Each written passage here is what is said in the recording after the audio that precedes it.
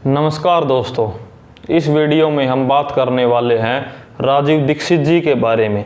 राजीव दीक्षित एक ऐसी पर्सनैलिटी जिसको मैं आज़ाद भारत यानी 1947 के बाद जन्मे महानतम लोगों में से एक मानता हूँ। इनका जन्म 30 अक्टूबर 1967 को उत्तर प्रदेश के अलीगढ़ ज़िले में हुआ था।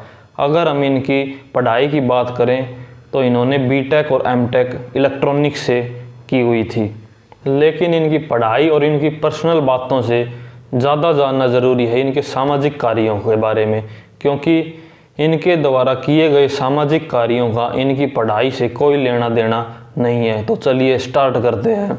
इनके जीवन का एक ही उद्देश्य था। ये बार बार कहा करते थे कि मैं भारत को भारतीयता की मान्यताओं के आधार पे फिर से खड़ा करना चाहता हूँ। यानी कि ये आज 21वीं सदी में एक ऐसे राष्ट्र का, एक ऐसे भारत का सपना देखते थे जो कभी विदेशी आक्रमणों से पहले हुआ करता था। हिंदुस्तान में विदेशी आक्रमण मुख्यतः सन 1000 ईस्वी के बाद होना स्टार्ट हुए।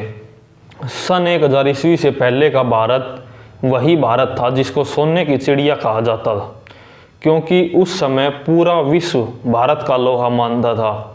उस समय विश्व व्यापार में 33% व्यापार भारत से होता था और राजीव दीक्षित द्वारा कही गई भारतीयता की मान्यताओं का मतलब है कि वो चाहते थे कि भारत में भारतीय भोजन हो, भारतीय भाषा हो, भारतीय भूषा यानी पहनावा, भारतीय भेषज हो यानी भारतीय चिकित्सा पद्धति हो, और वो इसी काम में लगे हुए थे।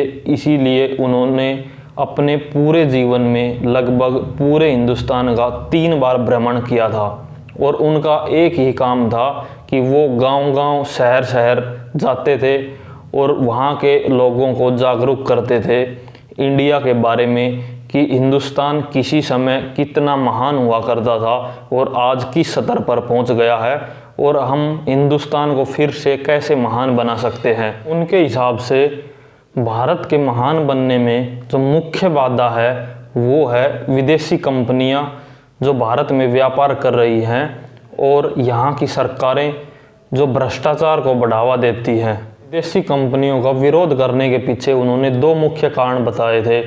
पहला तो ये कि विदेशी कंपनियों को भारत के विकास से, यहाँ के लोगों के विकास से कोई लेना देना नहीं है, वो मात्र अपने मुनाफे के लिए काम करती हैं।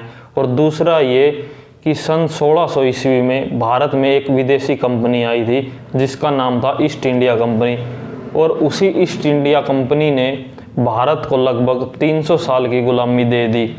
तो इसलिए वो विदेशी कंपनियों का पुरजोर विरोध करते थे। और अगर आज भी कंपनियों के विरोध की बात करें तो किसान आंदोलन भारत में लगभग पिछले 10 महीने से चल रहा है और तमाम किसान नेता बोल रहे हैं कि भारत की सरकार कंपनियों के हाथों बिक चुकी है।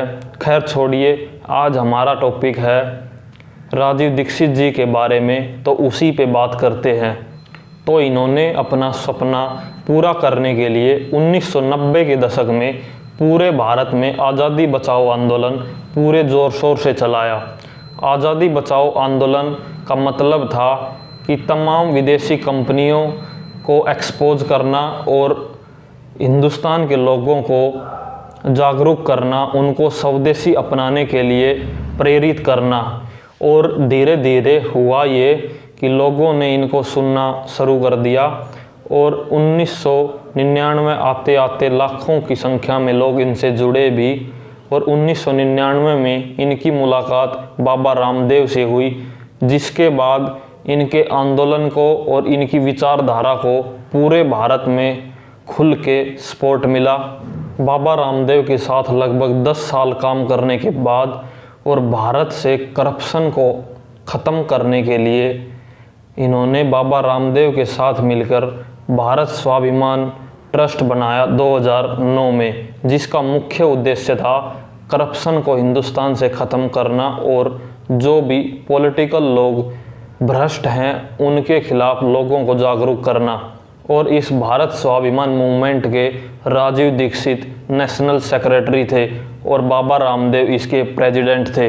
वैसे तो राजीव दीक्षित जी के बारे में एक 10-15 मिनट के वीडियो में कभी भी नहीं बताया जा सकता, लेकिन कुछ 3-4 मुद्दों पे राजीव दीक्षित जी के जो विचार थे उनको मैं आपके समक्ष रखूँगा, ताकि आप भी एक आइडिया लगा सकें कि वो कितने महान भारत और कितना बड़ा सपना लेके काम कर रहे थे। तो चलिए एक एक करके शुरू करते हैं।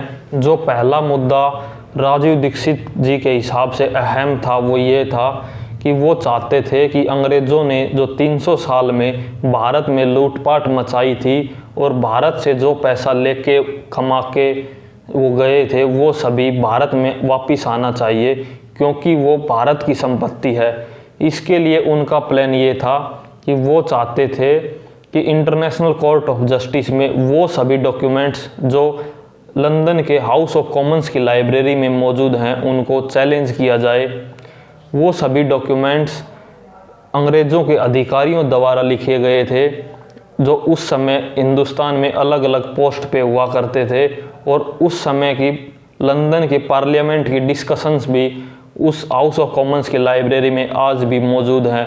तो इंटरनेशनल कोर्ट ऑफ जस्टिस में उन दस्तावेज़ों को चैलेंज करने से होता ये कि या तो उनके खुद के पार्लियामेंट के डिस्कशंस और उनके अधिकारियों द्वारा लिखी गई ऑटोबायोग्राफी झूठी हैं, या फिर वो पैसा सचमुच भारत से लूटा गया है, तो वो वापस भारत में आना चाहिए। तो दूसरा है मुद्दा उनके हिसाब से था वो था ब्लैक मनी का।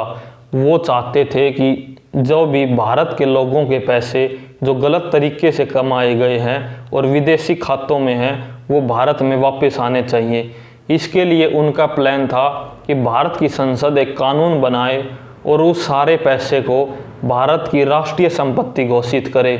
अगर भारत की संसद ऐसा नहीं करती है तो वो सुप्रीम कोर्ट ऑफ इंडिया में एक पिटीशन डालेंगे और वहाँ से उस सारी संपत्ति को, उस सारे पैसे को भारत की राष्ट्रीय संपत्ति डिक्लेयर करवाएंगे, और सुप्रीम कोर्ट भारतीय संसद को ऑर्डर करेगा कि एक ऐसा कानून बनाया जाए और उस सारे पैसे को भारत में वापस लेके आया जाए।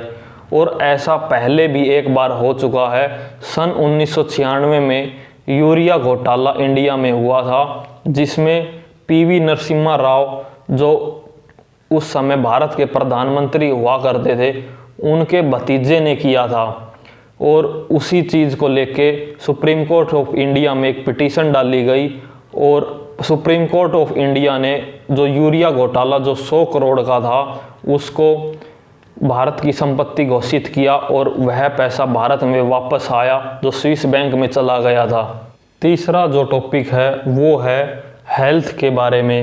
राजीव दीक्षित जी भारतीय भेषज यानी भारतीय चिकित्सा पद्धति में विश्वास रखते थे और एलोपैथी से परहेज करते थे। इसलिए उन्होंने लगभग अपने जीवन में 20 साल तक कोई भी एलोपैथिक टैबलेट का इस्तेमाल नहीं किया था। वीडियो ज़्यादा लंबी ना हो इसलिए वीडियो को यहीं पे एंड करेंगे।